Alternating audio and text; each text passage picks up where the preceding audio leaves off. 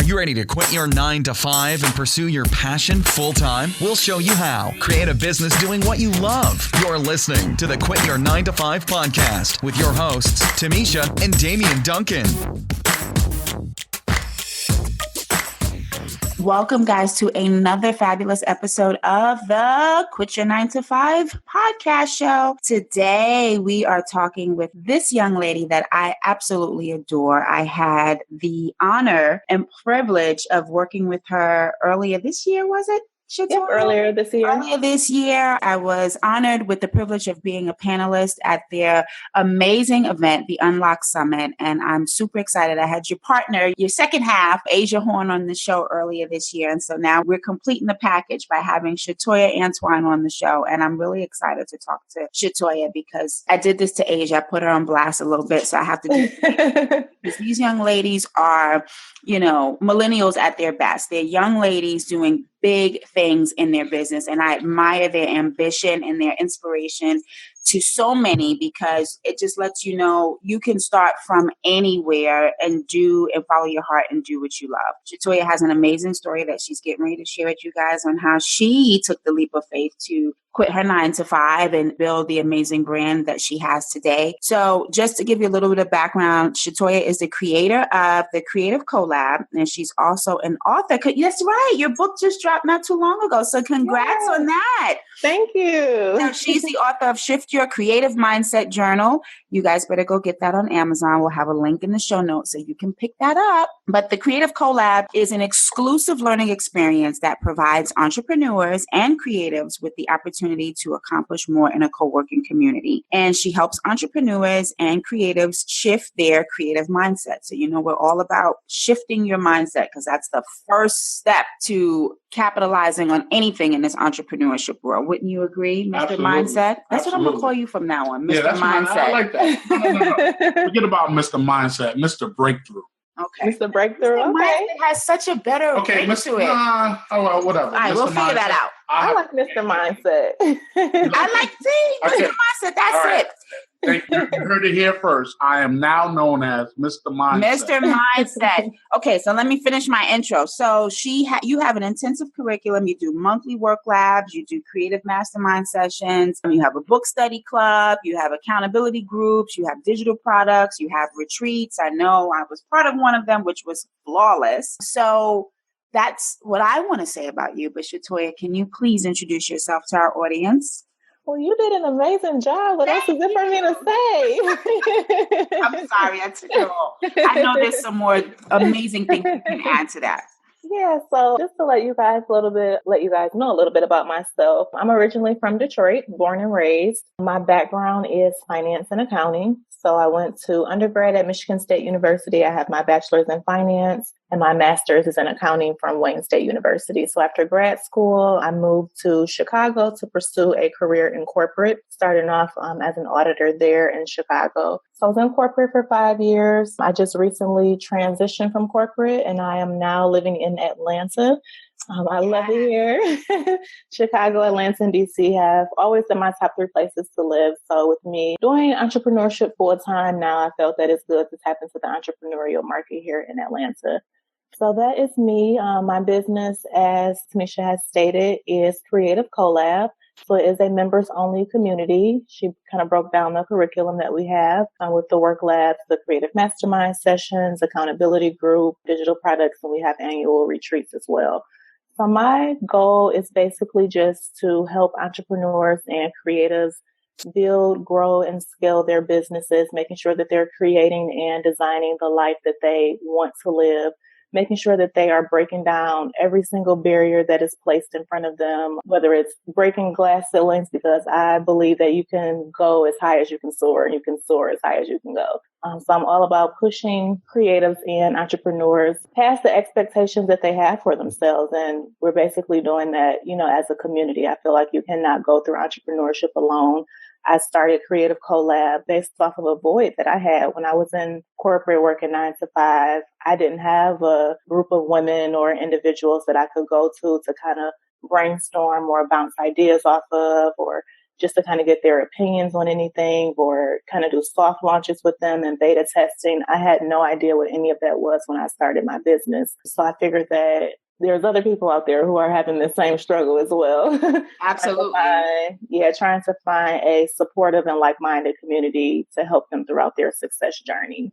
I definitely appreciate what you're saying because, our movements have similar, goals, which is to, we created the Quit Your 9 to 5 Academy podcast. We've created all of our businesses to help individuals not to minimize the time of making or mitigate those mistakes. And, we didn't have, like you said, we didn't have anyone that showed us how to do things. We had to, bootstrap and learn on the fly. Now we've created these organizations and communities to help people not go through what we went through. So I definitely appreciate what you're doing. Sorry, Kat wanted her cameo in the video. Okay, so yes, to piggyback off of what Damien said, I totally agree with that. And it's so important, especially as women, we have to, collab together. We have to know that you don't have to work against each other. There's a space for all of us. So to provide that community for creatives and entrepreneurs to come and be able to bounce ideas off of each other, to help each other build their business, and to provide resources where they can get information for things that they don't know where to find or how to go get is awesome. And also, you said, we created my new alter ego, which is Mr. Mindset. I thought one of the greatest things that you said, which we stand for, is really helping people design and create the lives that they want to live. And see, people don't think they have so much self-doubt, so much fears and different obstacles that they've allowed to stay in front of them in order for them not to live the life that they want to live. So I definitely appreciate what you're doing too, Shatoya, because this is what our organizations are all about, is helping you get those blind spots out of the way so you can live the life that you want to live, no matter what is being thrown at you. Absolutely. And that's another thing that I'm very focused on, is just eliminating those stereotypes. There are stereotypes that women can't work together, women can't collaborate together. And I just want to be the result to prove to people and to help others as well to see that you don't have to be in competition with the next woman or the next man or the next individual or the next entrepreneur. I've partnered with Asia and we've created the Unlock Summit, and together we've done more than we could have ever done if we would have tried to do this alone. Absolutely. I'm so glad that you said that. So let's talk about the transition for a second, because I'm pretty sure that, when you let me just ask you, what was the point in your life, or was there something that happened? What was it that made you say, listen, I don't think I want to do this anymore? I mean, you got your bachelor's, you got your master's degree. So you've spent a lot of time in education to work in a corporate setting. And now all of a sudden you're like, yeah, all that money we spent on college. Yeah, I don't want to use that knowledge. Not that you're not using that anymore, but you know what I mean? I'm not using it for what it was intended, which was to pursue goals in corporate America. So what changed for you? Right. So starting off in college, even in high school, I've always had an entrepreneurial mindset. I've always wanted to become an entrepreneur. But at the time, my passion was accounting. Obviously, I have my degree in finance and accounting. I thought that I would be in corporate and I would be a partner of an accounting firm and, all of that. But as I started to branch into entrepreneurship, so with me, I first started after I would come home every night. I just felt like I had so much time on my hands. I could be doing so much more. And at the time, my entrepreneurial background, I wanted to own like a restaurant and a movie theater. I had no idea I was going to be doing event planning, which is my other business, A La Carte Galore, and then now helping entrepreneurs. So when I first started, I created A La Carte Galore. So during that time, I was able to figure out what my passions were. What did I do in my spare time? I was always planning events for family and friends. I was always developing and critiquing resumes and cover letters. I was always booking travel. So event, travel, and finance. Event, travel, and career. So those are the three. So I'm like, if I'm going to start a business, I went to school, I have degrees in finance and accounting. We're going to throw in accounting here. Absolutely. So that's how the finance aspect came in. So if anyone who doesn't know, my first business is A La Carte Galore. When I first started, it was event, travel, financial, and career planning. So that's a lot under one umbrella. Yes. I thought that I was doing it. I'm doing something different. Nobody has a company with these 4 aspects. But just as I continued to grow, it was just too much under one umbrella. So I decided to just do a la carte galore with event and travel. And then the finance and career aspect has now turned into its own brand, which is Creative Collab. I had no idea that I would have a passion for planning. I would have a passion for helping entrepreneurs. And the result was just so much more fulfilling than what I was doing in corporate. So yes, I'm helping these Fortune 100 companies and these financial institutions with consulting and making sure that they're up to par with the rules and regulations for their industries. But it wasn't fulfilling for me anymore. Like, yes, I'm doing a great job at this. Yes, I'm having an impact, but I didn't feel that impact was personable. I'm not always sitting in offices. At times I was, but working with CEOs and CFOs one-on-one, building their departments, making sure that they're in compliance with their rules and regulations. So I just felt that I could be doing something more. I could be helping entrepreneurs build their businesses. I'm building a credit department here in New York for one of the top 5 financial institutions in the world. And why can't I help my own people to be able to build their own businesses and brands? Absolutely. So that's what kind of drew me into it. I don't want to say I was fed up with corporate. I don't have like a dislike for corporate, but it just wasn't my passion anymore. Well, one of the things that I definitely want to say, we came from corporate backgrounds. I mean, corporate America isn't a bad thing. I mean, some people are born entrepreneurs. I believe that, for me, and I can talk for Tamisha about that is, when we were in corporate America, I mean, we did our job well, but we felt a level of emptiness. Like you said, when you came home, it was like, man, I got so much more to give. So in other words, we were playing a small game when we were in corporate America. We knew that we can make a bigger impact in the world versus just being at a desk, at a cubicle, from 9 to 5, sometimes 9 to whenever they said you had to go home. So that was another thing. We were lacking the freedom. We were lacking the ability to be fully self-expressed, and have that freedom to give value to the world. So that's how all of that manifested. And also, some of the other BS that was going on, in corporate America. But I mean, it's not a bad thing. But if you know that you are working in your job and you're not fully fulfilled, that means because you're playing a small game in your life.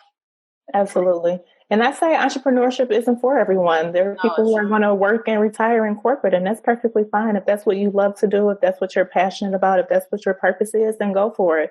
But I do believe that everybody should at least have an entrepreneurial mindset, though. Mm-hmm. Yeah, I totally agree. I mean, we all can't be the boss. So it's not for everybody. And that's something that you kind of have to figure out for yourself. And that might take you, not necessarily quitting your job, but starting something to see how that makes you feel. I know for us, we've always had an entrepreneurial mindset. I've always had some kind of side hustle or something going on as far as I could even remember. But even going into entrepreneurship full time, it was like a rude awakening, because it was like, okay, you still used to being disciplined to the point where I know if I don't get this work done, it's like, I know I'm going to lunch at 12. I know I'm doing this. I know I'm doing that. And now that you're in control of your time, you got to be disciplined to know what, when things have to be done, or how things have to be done, or you don't get paid. So it definitely isn't for everybody if you can't deal with it, but that's okay, but you just got to try different things and see what works for you. So what were some of the first things that you started doing? I know you started. So let me ask you this. When you quit your job, you were doing a la carte galore. So what were some of the things that you started to do or set up in your business before you left your 9 to 5 to say, okay, I need to do these things first, or I need to do these things next, so that I can be comfortable to quit my job? Sure. So I'll kind of go into detail a little bit about how I was able to quit my 9 to 5. And my story isn't the typical story. My story probably is a lot different than the individuals that you've had on this podcast. But for me, working in corporate, coming out of building a credit department for $1 billion bank, I was scheduled to have a meeting with my partner. I had a meeting with my partner at my firm, and basically the HR individual came in as well, and they were just like, today is your last day. It wasn't something that I was able to prepare for. And that's why I always say that I feel like everybody should have an entrepreneurial mindset. Like, yes, you can have your 9 to 5, but at the end of the day, you should have something else that you're doing that you're passionate about that can kind of substitute or replace income at some point in time. But just basically sitting down and saying like, hey, this is your last day. You have done nothing wrong. This position is, not for you. You have the option to be able to go on our portal. And if there are any other jobs that you are interested in, you can feel free to apply. And I'm sitting thinking like, what? What is going on here? Exactly. Like, huh? Like how I'm like talking now, these are the thoughts. I'm like, this is crazy. But people feel that like, oh, they have a 9-to-5, they have that security. Your boss or the CEO or the CFO, whoever it is at that company, they can decide at any moment that your job doesn't exist anymore, or this department doesn't exist anymore. We're going to outsource this department overseas, and we're going to charge somebody else pay somebody else half of what we were, paying you. And that's just the reality of corporate sometimes. Mm-hmm. A lot of people think that like this is their security, and all the time it isn't. So for me, I say that I didn't have my opportunity to quit my 9-to-5, but I did have the opportunity to quit corporate America. So I made the decision not to go back and apply for jobs. Like in the beginning, I did. So at first I was thinking, why is all of this happening? And I started to remember, I believe in manifestation. I believe in affirmations. And a couple of days later, I went to my mirror and I'm reading my affirmations. And one of them said, I will not walk into 2017 working for somebody else. So all of this that has happened, it is not me, it's God. Mm-hmm. Like I spoke this into existence. But at the same time, as I was preparing, I still had plans. So I still had my quit your 9-to-5 strategy to the side. So it didn't happen on my timing, but I still was prepared. So just some things that I had in place was revenue goals, being able to build your clientele. And I think that's something that's very key. Building your audience, building your email list. You want to work for yourself. If you aren't making any money, you're not going to have any money. You're not going to be able to pay your bills. Exactly. Don't we know that? I'm so glad that you shared that story, Shatoya, because me and you have the same exact story. I was in the banking and finance industry for about 20 years. And I know he looks really young. Yeah, I know I look really young. I just turned 40. I just turned 40 this year, by the way. Mr. Mindset is fabulous right now. Anyway, that Mr. Mindset. Anyway, the same thing happened. I worked for a big financial bank, and one of the top 2 in the world. And the same thing had happened to me. They pulled me in a room after about being there for 15 years in that particular bank, and they was pretty much like, hey, listen, you've done a good job, but we no longer need you. And my job, and I had the same situation where I had to make the decision that I didn't actually quit. I quit not coming back. Right. So everybody has a different version of quitters. And I'm actually going to put you in this category with me because it was only me by myself. But we are cold turkey quitters. Me and you are the cold turkey quitters. So now I got somebody that I just added to the cold turkey Hall of Fame, but with a Hall of Fame. But the bottom line is this. This is what I want people to understand, listeners. I don't care how good you do your job. With the level of technology and automation and outsourcing capabilities that companies have to increase their revenues, it always comes at the expense of human capital. And what I mean by that is your job is expendable. I don't, especially if you've been with the company for a long time, they're looking to get rid of people. The retirement plans aren't the same. There's really no incentive to stay in this day and age in a 9-to-5. And so wait, because I don't want to encourage people to be like, listen, you ain't going to have a job for too long, so just jump and quit. Because no, we're not saying that. We're not saying that. With like Shatoya, she was smart. She had a little side hustle.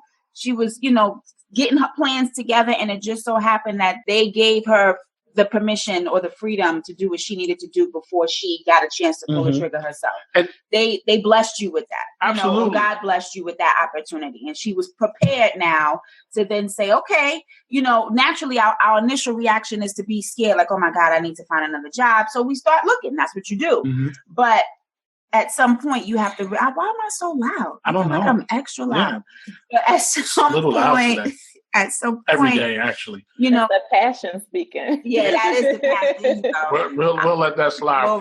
It's true. But he's right. You guys' stories are identical because it's like you didn't necessarily say I quit, but you did because you made the decision not to go back. So that still is, and you made the decision at a time where you didn't have the choice. You didn't have, while you did have the side hustle, you were still in the planning stages and trying to figure things out stages. And you still had to make an executive decision to say, you know what, I'm going to give me a chance first. And also I could put Shatoya on a different pedestal than me is because when she actually decided not to come back, she still had a plan. I didn't have a plan. It was like I was just the most unreasonable, radical action type of guy. And I was going to try whatever I had to do as long as I didn't have to go back to a 9-to-5 because I just felt I knew for years I was playing a small game, but self-doubt, fear, seeking validation from others was what those obstacles I put in front of me to allow me to stay in things that I didn't want to do. So we're not telling people to just quit. I mean, some people are stone cold quitters. It is what it is. But understand there comes a lot of backlash behind that. And, when Tamisha quit her job with the plan and we developed this escape plan, it was kind of, making sure we created a portal to show you how to do it step by step without, going through so much heartache like I did. Right. And for me, at the time, I had 3 to 4 months of savings put away. So that helped me. So I'm not saying like, oh, you lost your job today and you say, oh, that was God. Like I can go jump into entrepreneurship. My story may not be your story, but just making sure that you have those, whether it's systems or processes or savings in place. I got a severance package from my job. So that helped me for a month as far as savings. And then on top of that, I had 3 to 4 months of income saved up. And outside of that, I have multiple streams of income as well. And that's one thing that entrepreneurs need to be able to create. Like, yes, you have a passion for this one thing, but whether it's events or digital products, or you have a signature program, you need to think of up to 7, different streams of income. And not to say that you're going to be making money from all 7 of those right away, but you need to be able to have those set up and to be able to think and shift your mindset on what are some other ways that I can bring in income for my business. So let's talk about those other 7 streams of income, because people sometimes don't know how they can create additional income. So what were some of the ways that you created additional income in your business or for yourself while you were still kind of working out your plans? Well, for myself, I started doing Uber. So I do Uber on the side, and I just do maybe like 20 hours a week. And when I drive, I'm still productive. I listen to podcasts. I listen to audiobooks. So I'm driving, doing something that's mindless and doing something that's productive, and I'm making money from doing it. And not to mention, even driving, doing the Uber service for someone, you'll be surprised of somebody that you can actually meet that purchased the Uber that can change your life as well. So it provides networking opportunities as well. To share your story. Don't hate on the Uber, honey child. No, please don't. I've met clients and contacts. I keep a stash of business cards in my car. And as I meet people, I conversate and I build those relationships. And now you can use your book, which I call an oversized business card. Now you can Yeah, you can do like this guy. Oh my goodness. He was selling like his book or something in his car, and he did Uber, and he had like a little jacket that he kind of, those things that you put on the back of the seat, like for the kids where you could put their little snacks and toys in. He had his books there, and people would be like, oh, what is this? Oh, you like this book? This is what it's about. And it's $20. And you could certainly do the same. There's so many ways that you could spin that. So that's awesome. Okay. So tell us what else you did. So you had Uber. So I had Uber. So when I quit corporate that same day, so my last day in corporate was March 15th. I left and I went straight to the post office and I mailed off my LLC papers for Creative Collab. Nice. So I didn't waste any time. So with that, just being able to build this program. So now I have a monthly membership program. That's the stream of income that I have. I have products on there. I have Level Up. So my thing is level up and shift your creative mindset. So I have the Level Up mugs that are on there. I have the creative juices, tumblers, and it's just kind of like a visual thing. So as I'm working, I have this reminder, like whatever I'm doing, make sure that I'm doing something that's getting me to the next level. So I have those level products. up. # level up. Yes. So I have that. I just self-published a journal. That's another stream of income. And here's one thing that I try to push with my motto of having people to realize that less is more sometimes. Mm-hmm. And I always want entrepreneurs and creatives to figure out one thing that they can do that can tailor it around the model of less is more. So let's say you have this workshop and you're trying to travel from Detroit to Chicago to Atlanta. And that's what I was doing with the creative co-working sessions. And I'm trying to get these workshops filled and I'm just doing so much. But instead of having all that stress on me with traveling, with creating this program, trying to, stress to get people to sign up, I created a Shift Your Creative Mindset journal, and it's available globally at any time. People can go on Amazon and Barnes & Noble and pick this up.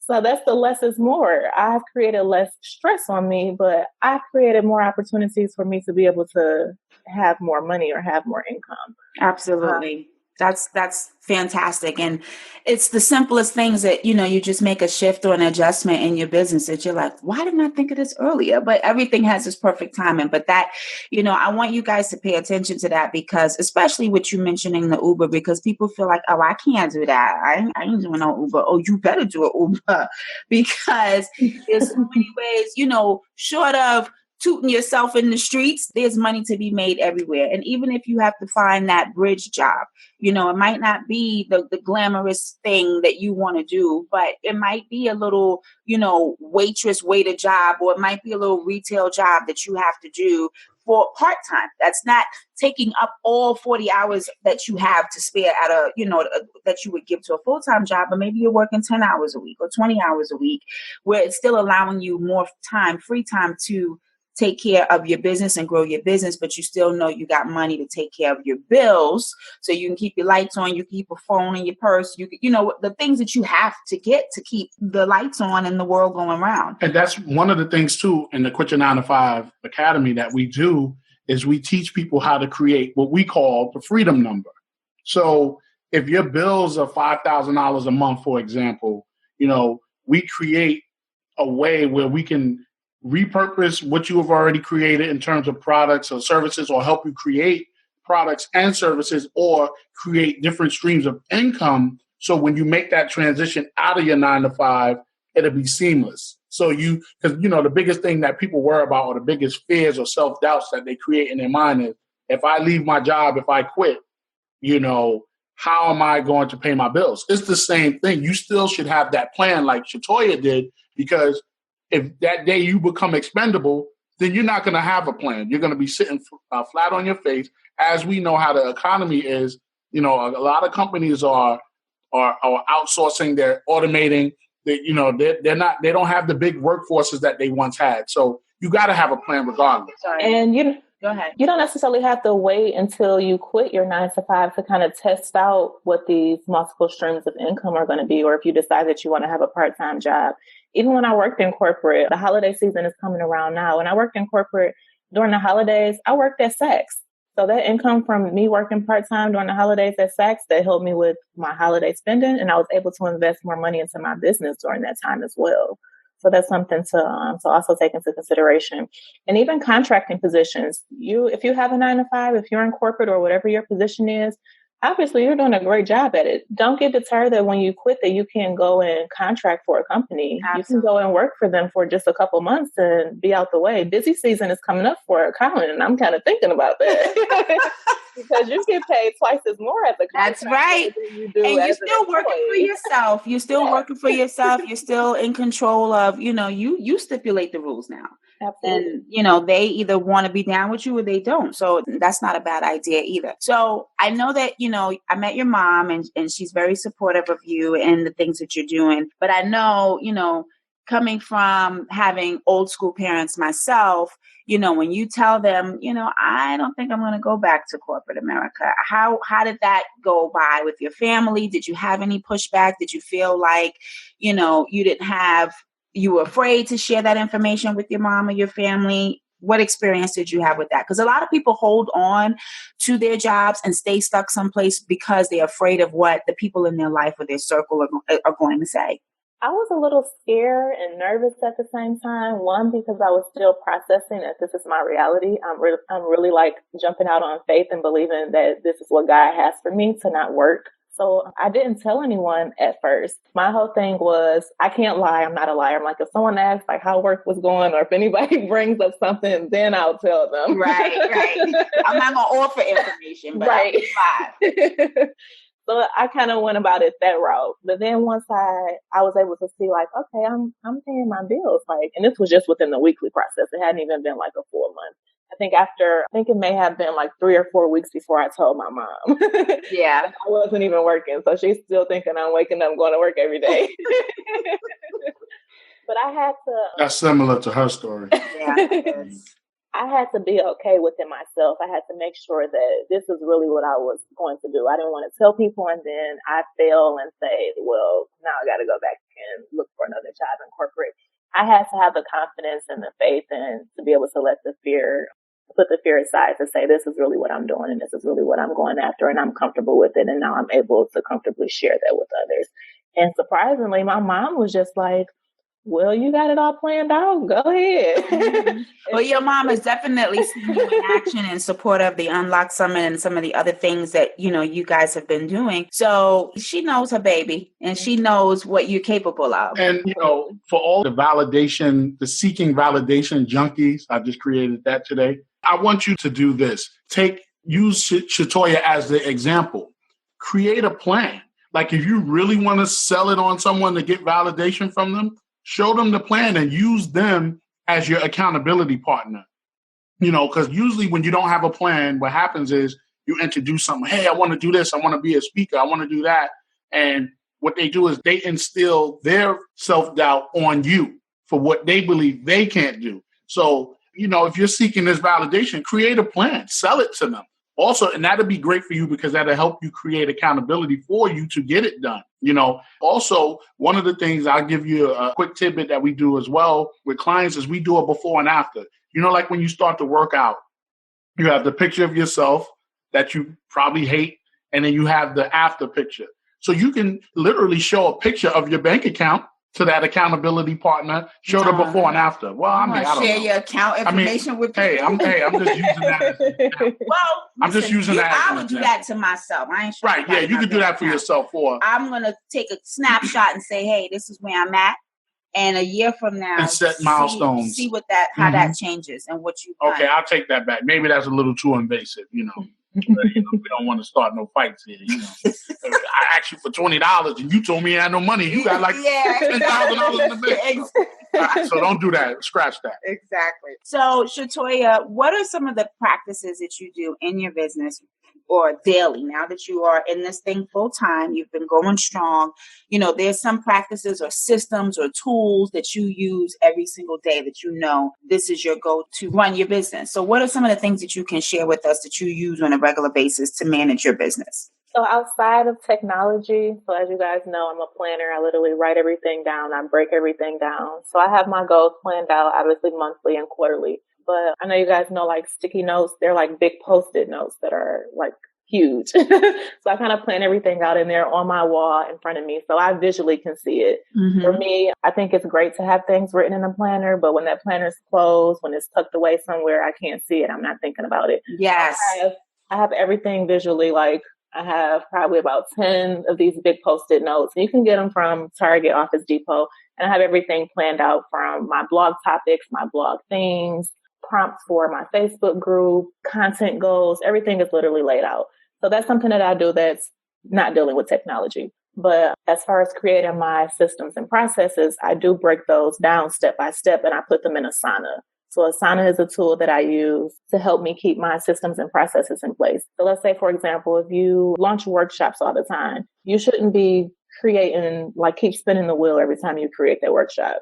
If something was to happen and you need someone to step in to help out with that workshop or with the implementation or the launch of it, they should be able to go to your Asana or whatever tool that you use, and they can kind of pick up where you left off or at least see, your strategy and what you're doing. So Asana is one thing that I use. As far as graphics, I use Canva. I love Canva. Yes, I do too. I'm going to have to get on that because everybody I talk to uses Canva, including her. So I got to get on the Canva. There. I got to get on the Canva boat. You don't need to know nothing else. No, I do have a graphic designer, but I started using Canva more. I just celebrated my 2-year anniversary for A La Carte Galore, which is an event planning company, in April. Congrats. Thank you. And my graphic design bill was like up to $1,000. I said, Canva is next. Mm-hmm. But now I do still use her, obviously, for like my e-guides. And if I have like webinars, specific things I do still use her for. But just my everyday social media prompts. Right. Canva. Yes. Same here. Not to cut you off from the resources that you use, but you said something that was very powerful. See, there are so many solopreneurs in the world right now, and most businesses don't fail because of capital. They fail because people burn out. They're doing too much. They're the CEO, they're the president, they're the janitor, they're everything, right? Mm-hmm. The executive admin, whatever you want to call it. And you said something that was powerful in regards to you have written down your procedures of how things work. So if you can't fulfill that particular role and responsibility, someone could pick that up and do that. So I encourage you to write your manuals, have, the sticky notes, and have all of these things available. So because you're only one person that can go but so far. And see, you don't want to burn out. And we know, look at corporations. They have employees. They have people there to carry out the mission vision every day. So you need to have that in your business. You got to get out of the solopreneur mindset and start delegating. You got to start where you got to start as a solopreneur. I get that. But you have to start making that transition in order to have a sustainable and profitable business. And one of the things that we do, we just bought this. It's probably backwards, but it's like adhesive that you can put on your wall. Is like blackboard. It's a blackboard wall decal. Yeah. So literally, it's this huge sheet of paper because I like to write on, and like you, I have to see it. Like I got all the cute, sexy planners, but when they're closed or they're in what I call my mobile office, which is my wheelie suitcase, and I'm like, I don't feel like going downstairs in the garage or in the car where it usually is, or, so I need to see stuff. If I don't see it, it doesn't exist to me. So this thing cost us like literally this roll of I have to unleash it. And I got it from Amazon.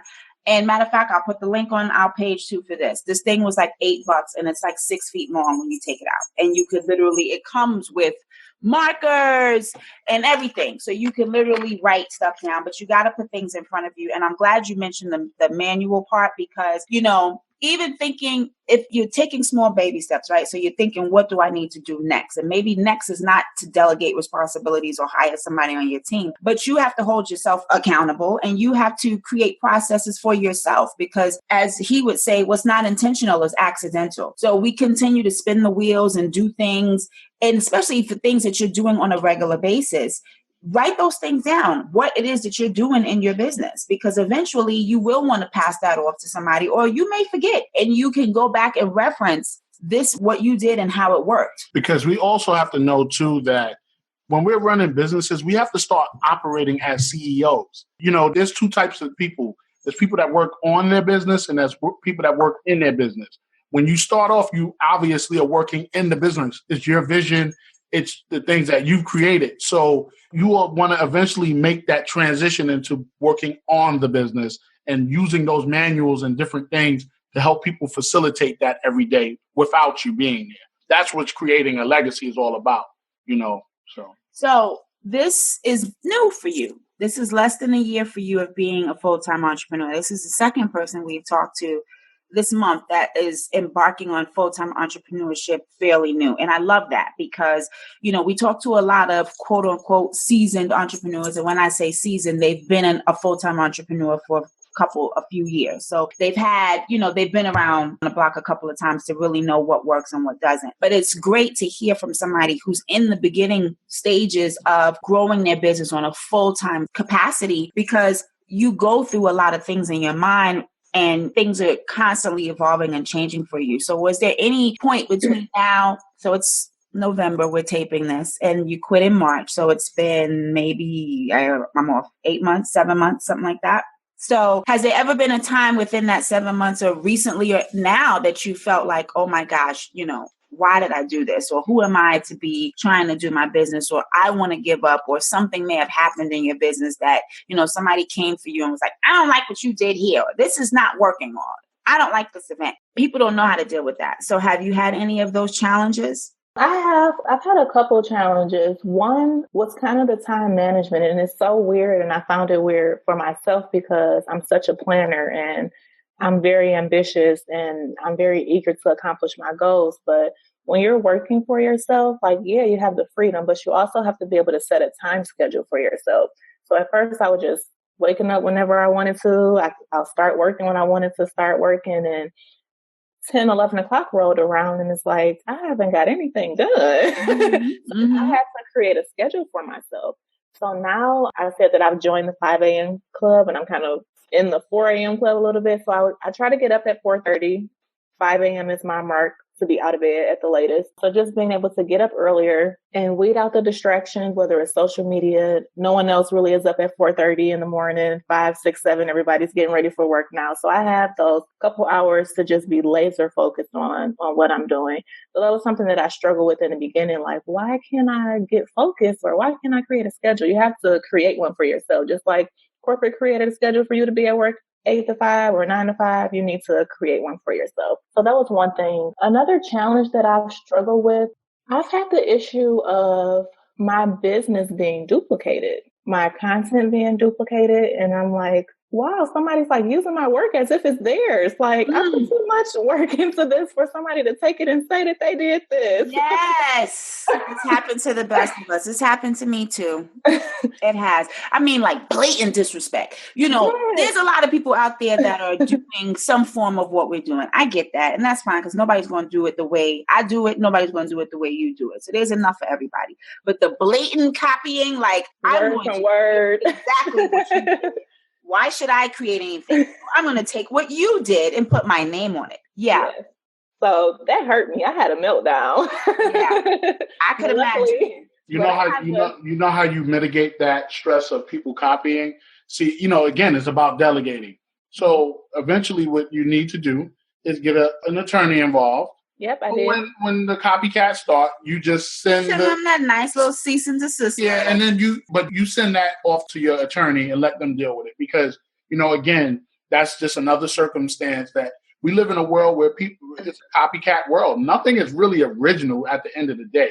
So, yes, it's very nerve-wracking to see someone to take your wording. I mean, we've seen that happen with our brands. Like, I'm talking about down to the glitter, down to everything. And I'm like, really? Like down to the click and pay here button, it was like totally identical. Yeah. And I'm like, wow, like to really, but I look at that stuff as a compliment. And also when new competition comes into the world of whatever it is that you do, that's actually a good thing because now you can really start separating yourself as the authority in that world because we're seeing it right now. And shout out to all of the organizations that have your quit your 9 to 5 version. We love it. We love it because that means there's a market for this. And we knew we were on the cutting edge and we're going to continue to be on the cutting edge. So shout out to all of the people, even the copycats. But you will hear from my attorney if you want to copy. That's all I'm saying.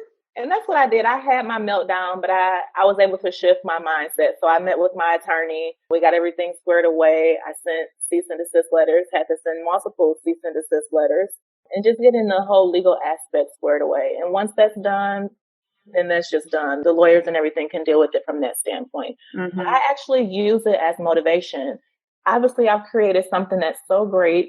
When I created it, I couldn't find anybody else that had a membership program that had monthly work labs that were including that you get an accountability partner. We're doing a book study club. We're doing mastermind sessions. We're having live chat discussions and live office hours. I was very specific with what I wanted to include in my program, and to see somebody duplicate everything. Not to say that those aspects are original, like I created creative mastermind sessions, but I created my program. And to see that be duplicated, it's like you took no effort or you had no creativity to think of something on your own and make it original for your audience. So what I do is I just use it as motivation. Obviously, I'm doing something great that somebody wants to duplicate it. So the fact that I'm doing something great, that's just going to continue to push me more to greatness. And the more I'm climbing the ladder, the more they're still behind because they're still waiting to see what I'm doing next so that they can catch up. Absolutely. That's how I look at it. I mean, at the end of the day, we're human, right? So it's frustrating. It's hurtful. You work so hard to create something. You're getting traction on it. People are paying attention to it. And now somebody's trying to rip you off and do the same thing. And it's like, what? You know, it's like, it's your baby. And so I don't want anybody doing what I'm doing in that capacity, you know, like stealing from me. You know I can't control. I'm not the first person to come on the scene and say that I'm branding people or we're helping people quit their 9-to-5. No, we're not the first and we won't be the last, but we add our own unique spin to it. You know, in fact, one of the things that I actually started doing is I had to start unfollowing people that I like that are my friends because you get distracted by what everybody else is doing. And I want everything that we create to come from our creative genius, not us seeing something from somebody else and saying, oh, that's nice. Maybe we should do something like that. And you're human. And I know me, you know, so I know I have to stay laser focused on what I'm doing. It's not that I don't like what you're doing, but if I want to be original and authentic, this is how I have to do it. And one of the things too that you have to understand as a business owner, mind your own business and watch it grow. Period. You know, again, there's so many distractions. There's so many things that come on your timelines. I mean, it could be, you know, Facebook, Instagram, how many followers he has versus how many I have. Mm-hmm. All of that stuff is irrelevant because you have to focus on, you know, when you get caught up into that world, now you go from being the servant leader to your clients to being this, you know, eavesdropper that's not doing anything but taking away from your productivity. Absolutely. And I always say that what's for you is for you. When this all started happening, I had started to slow down on what I was doing. And I had to realize that I'm slowing down. I'm holding up my audience from what they're waiting on me to help them with, you know, in order for them to be able to reach their level of success. So just be mindful that what's for you is for you. If somebody's trying to take something away from you, if they're doing it like with ill will, like nothing great is going to come from that for them. And that's something that they have to take up with God or, you know, deal with, you know, on their own terms. But what's for you is for you, and nobody can take that away from you. And you can't focus on it. You can have your moment, but then you have to move on and continue to create your greatness. And like you said, you got to catch up to me. So you could copy whatever you can copy, but that doesn't last for long. So to kind of wrap this thing up, I want to talk a little bit about what you're currently working on and a few other things. So first of all, tell us if you are currently working on or what's next for you in your business. So right now I'm still promoting the Shift Your Creative Mindset Journal. So that launched in October. So it is on Amazon and Barnes & Noble. So basically it's just helping entrepreneurs and creatives to be able to set intentional goals, to be able to weed out the distractions and to be able to allow the obstacles and challenges that they are going through to help them to be able to use those to their advantage. So it's basically just helping them to be able to shift their mindset, to be able to manage the millions of ideas that they have racing through their minds, just getting intentional, getting focused on what their why is, and making sure that they're not letting anything stand in the way from what they've been, you know, called to do. So that's the Shift Your Creative Mindset Journal. It is a content journal. There are prompts in there for you to fill out to kind of help you create your action plan and stay on task with whatever the accomplishment date it is that you want to target. So aside from the Shift Your Creative Mindset Journal, enrollment is open for 2017 for the monthly membership program. I have a free Facebook group. So if anybody is interested and kind of just wants to see what the program is about before they kind of make the investment into the paid membership program, we're on Facebook as Creative Collab Community. And just on a daily basis, we're just pushing each other to higher heights. We're supporting one another. We're celebrating each other's wins and just being that like-minded and supportive community that we need in order to thrive throughout our entrepreneurial journey. Awesome. That's pretty much what I'm focused on right now. And I know you have a free offer or something on your website where people can sign up. So tell us a little bit about that. Sure. So if you go to my website, which is creativecollab.co, I'm pretty sure you guys will put it in the show notes. Yes. But you can download my free e-guide on 11 ways to shift your creative mindset. So it's really helping you get to the next level and just shifting your thinking and just to be able to help you achieve a higher level of consciousness. Awesome. And so I always like to end the interview by asking you if you could give one piece of advice to somebody who's listening and, you know, they're straddling the fence. They got the side hustle and the 9-to-5 and they're wanting to, if they feel stuck, what piece of advice would you give them in helping them to push towards their dreams of entrepreneurship? One thing I would say to focus on, I know we talked about creating the multiple streams of income and revenue, but also making sure that you're creating revenue goals. That's very important. I know that we all are creating, our goals for our future, our goals for our business. But if you are wanting to transition from your 9 to 5, you have to have revenue goals set in place. And that's monthly revenue goals, quarterly revenue goals, and annual revenue goals. And you need to be revisiting those each week. And whatever your products and services are, you need to determine what the pricing is going to be for those and how many you need to sell or how many clients you need to get each month or each week or each quarter to kind of help keep you on task with making sure that you're going to thrive as an entrepreneur. Because if you don't have the money flowing in, you aren't able to, like I said, pay your bills and, maintain your lifestyle. Awesome. And I forgot to ask this question. We always like to know what books are our peeps reading. So do you have a favorite book that you'd like to share or something that you may be reading now? Reading is fundamental, you guys. And I mean, we talk about it all the time, but really my knowledge has expanded. I don't want to sound stupid on my own show. Expanded. Okay, there you go. That. When I started reading, I tried to read a book a week, but then these kids, I can't commit to that. I'm sorry. But I try to read a book at least once a month or twice a month. So are you reading any books that you can share with us? And also as well. She just did. Okay. Yep. So my favorite book is Think and Grow Rich, Napoleon Hill. So that's my favorite. A new favorite that I just finished reading is called The One Thing. So basically it just talks about what's the one thing that you can do that by doing it, it's going to make everything else easier or unnecessary. Nice. So that's my new favorite. And right now I'm still finishing up Thrive by Arianna Huffington. And I'm kind of preaching this to my community about self-care. So basically she suffered from exhaustion. She passed out in her office and hit her head and got a concussion, and just helping entrepreneurs to not get burned out and making sure that they're taking care of themselves. And whether it's meditating, taking vacations, just having that alone time and taking that break away from work so you aren't getting burned out. So those are my 3 favorites. That's awesome. Okay. Do you have this look like you have something to say? Well, I mean, I was just thinking about what you said about with the Thrive book. That is very important. One of the things that we're starting to really understand, it's fiscally responsible for you to be in the best shape of your life when you're providing your message to the world. Because you got to start asking yourself, are you currently in correct physical, mental position to be a servant leader to your clients? If not, you have to make the change. Like me, I'm getting my butt back in the gym. I'm a former athlete, but there's no excuse. The journey that we're going on is going to require me to lose another 40 or 50 pounds in order to facilitate myself as a Mr. Mindset servant leader. So, right. And if you aren't 100% filled up mentally yourself, then you can't pour 100% into your business, into your clients.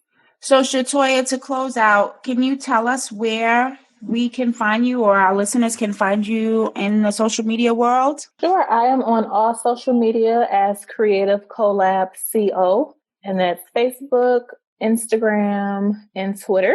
And my website is creativecollab.co.